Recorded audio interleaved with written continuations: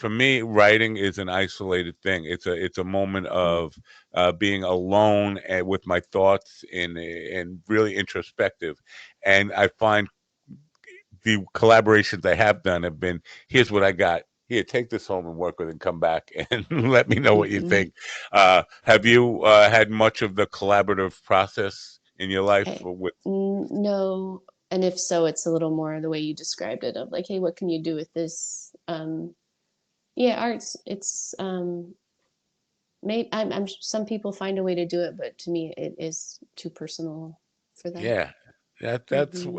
it's always hard for me to figure, especially when I have authors on. I always ask them like, how do you write a chapter or a paragraph and give it off to somebody